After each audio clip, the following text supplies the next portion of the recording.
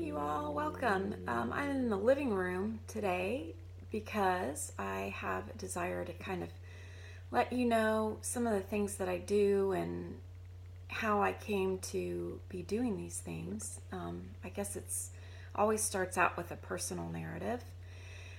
So I am an artist. You can see a piece or two behind me hanging up on my living room wall.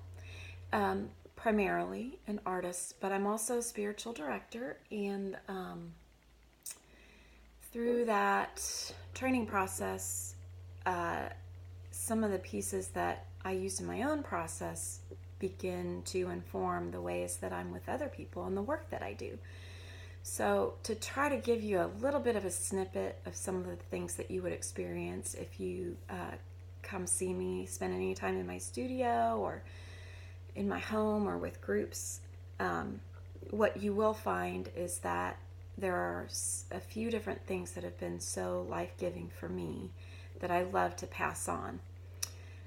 One is the contemplative way of being with God. Along those same lines is the Enneagram.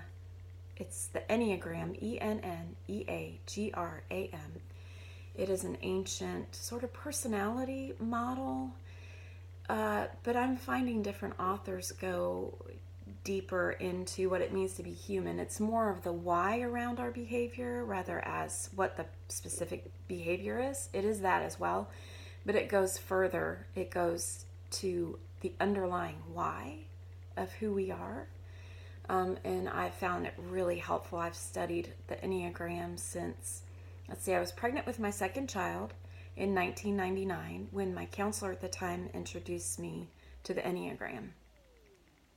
So that's been a long time, like 18 years I've been studying the Enneagram, using the gifts of it to practice more self-awareness and awareness of my world and awareness of the people around me that I love. So that's a big piece of some of the work that we do. Also, I experienced a creative awakening probably 10 years ago, my mid-30s, where I learned that I could do some things visually, and I returned to school and got my art degree in 2013. So now I'm an artist, and that was a piece of the unfolding, the awakening, the process for me. And so between teaching contemplative prayer, ways of listening to God, being with God,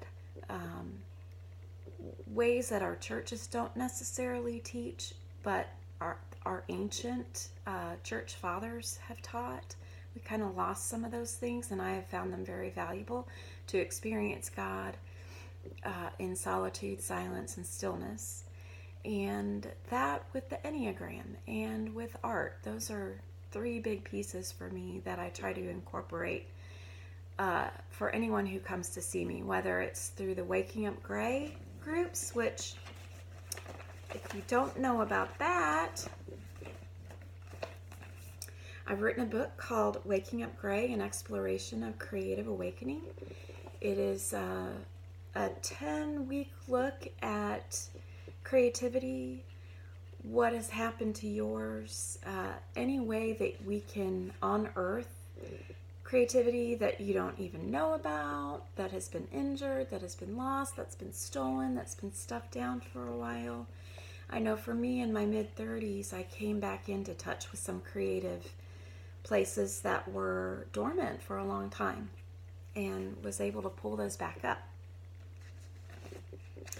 But I really, really firmly believe that our creative processes, and if we're human, we should all be on a creative process, whatever that looks like. It doesn't have to be the traditional ways that we think of creativity. You expend creative energy if you're human.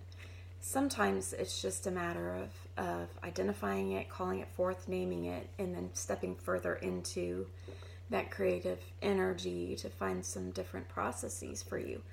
And then I really believe that God is in our creativity.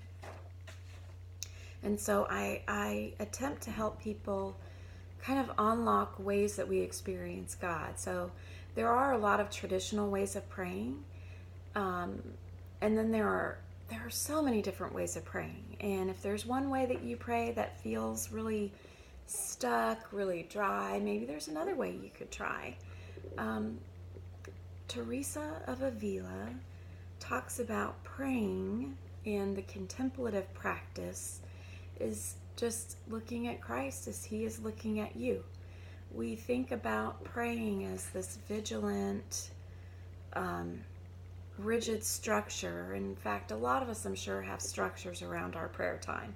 There's the big one in the evangelical churches called ACTS, right? It stands for adoration, confession, thanksgiving, and supplication, right? So that's kind of a formula that we use to try to get our prayer life up and running, which is great. That's one way, and if that works for you, that's so great. It's one of so many different ways, and I've spent the last several years looking at different ways of praying, and they all have such beauty about them, but all at its core is the looking at Christ as he is looking at you. And so there's this gaze of God that can frighten us, that can pull at us, that can draw us, that can push us away. It's all of those things. It can be terrifying and it can be life-giving.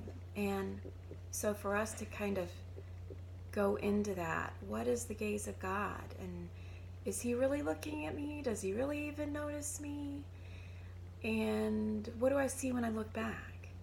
So I wanted to introduce you to this new book that I have found that has just, it's called The Sacred Enneagram by Christopher Hertz. I don't know, I probably butchered that, but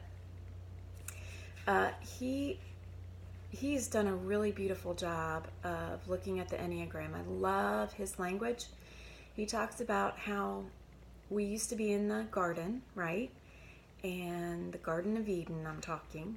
And this is probably metaphorical, literal, take it however you want, but talking about how things were right. We came from a garden, something happened, we stepped out of the garden, and the Enneagram is a way to help us get back, to find our way back home, to find our way to our true self.